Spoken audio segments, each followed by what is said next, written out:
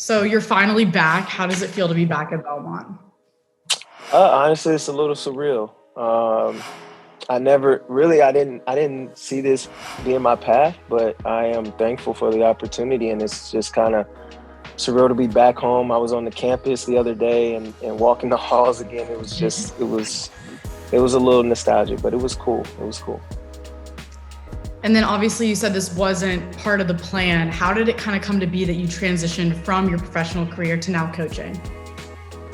I don't know. It was kind of a natural evolution. To be honest, I got back around Easter and I got a text from Coach Ayers 2 days later saying, hey, we got this position to open up. Nick is leaving or moving on. And, would you be interested? Would you be interested in having a conversation?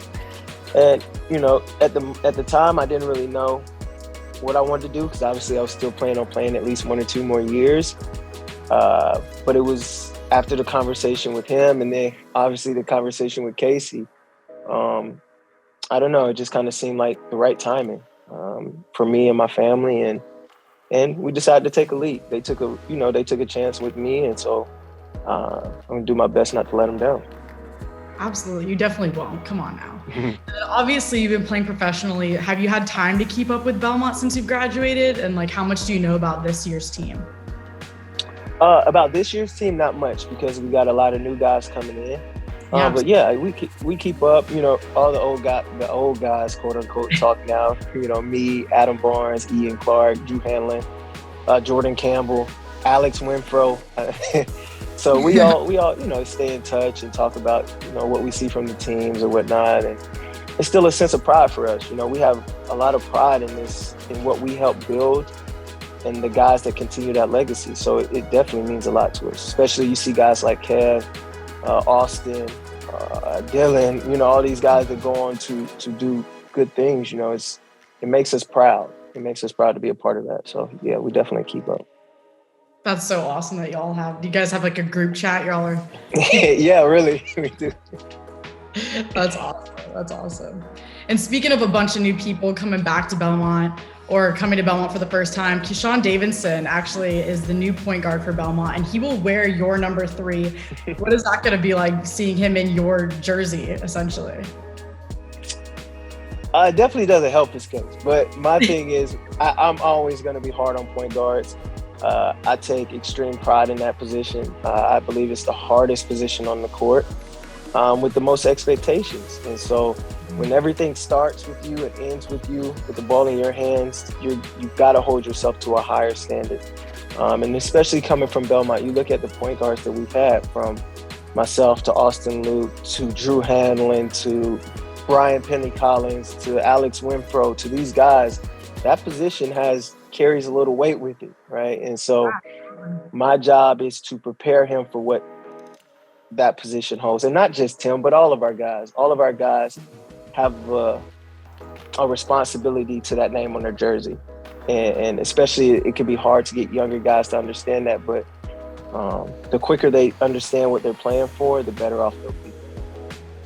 And then how important do you think it is in building that relationship with specifically Keyshawn over the summer? You said point guard, that's where it all happens. They're essentially the quarterback on the court. So how are you hoping to build that relationship over the summer? Get up there and just, talk to the kid and see, try to figure out what motivates him. But also help him understand the pressures that come with it, because his head coach was a pretty good point guard for Belmont too, Casey. So I played for Casey. I understand what Casey expects from his point guards. And so for me, it will be just trying to be that link between the coaches and the players. Because now I'm on both sides, right? So I played for these coaches. I understand these coaches. I understand the pressure that these kids will face every day, especially moving into a bigger conference, right? So